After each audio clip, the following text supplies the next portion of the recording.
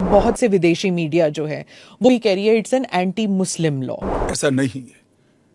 आप इस लॉ को आइसोलेशन में नहीं दे सकती। इस देश का एक इतिहास है। इस देश का विभाजन धर्म के आधार पर होना ही नहीं चाहिए था, मगर उस वक्त किया गया। और स्वयं कांग्रेस के नेताओं ने आजादी के वक्त सैकड़ों भाषणों में कहा है कि अभी मारकाट चल रही है, अभी जहां है वहां रह जाइए, बाद में जब कभी भी भारत में आएंगे आपका स्वागत है।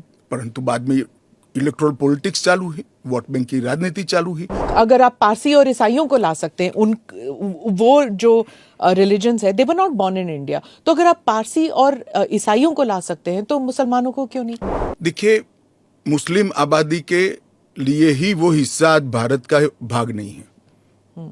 वो भूमि इसीलिए दे दी गई थी। फिर तो हर देश से अव्यवस्था से जो आना चाहिए, इसके लिए भारत के दरवाजे खोल लो। मैं बाकी रिलीजन्स के बारे में बाद में आती हूँ, पहले मुसलमान समुदाय के बारे में बात करते हैं, क्योंकि चाहे ओवैसी साहब हों, चाहे ममता बनर्जी हों, और फिर बहुत से विदेशी मीडिया जो है वो भी कह रही है it's an anti Muslim law, because आप मुसलमानों को नहीं शामिल कर रहे हैं, तो वो क्राइटेरिया ही है कि मुसलमान नहीं होने चाहिए। ऐसा नहीं है। आप इस लॉ को आइसोलेशन में नहीं दे सकती। इस देश का एक इतिहास है। 15 अगस्त 1947 को देश का विभाजन हो गया। देश 3 हिस्सों में बंट गया। वो बैकग्राउंड है। भारतीय जनसंघ, भारतीय जनता पार्टी हमेशा विभाजन का विरोध किया। हम कभी सहमत नहीं थे। इस देश का विभाजन धर्म के आधार पर होना ही नहीं चाहिए था, मगर उस वक्त किया गया। जब धर्म के आधार पर आप विभाजन करते हो और वहां जो अल्पसंख्यक है उन लोगों पर ढेर सारे अत्याचार हो, धर्म परिवर्तन कराया जाए, इनकी महिलाओं को अपमानित किया जाए, वो माँ बहन बेटी के लिए वो शरण में आए भारत की, तो क्या उसको यहाँ नागरिकता का अधिकार नहीं है? और स्वयं कांग्रेस के नेताओं ने आजादी के वक्त सैकड़ों भाषणों में कहा है कि अभी मारकाट चल रही है, अभी जहां है वहां रह जाइए, बाद में जब कभी भी भारत में आएंगे आपका स्वागत है। परंतु बाद में इलेक्टोरल पॉलिटिक्स चालू हुई, वोट बैंक की राजनीति चालू हुई।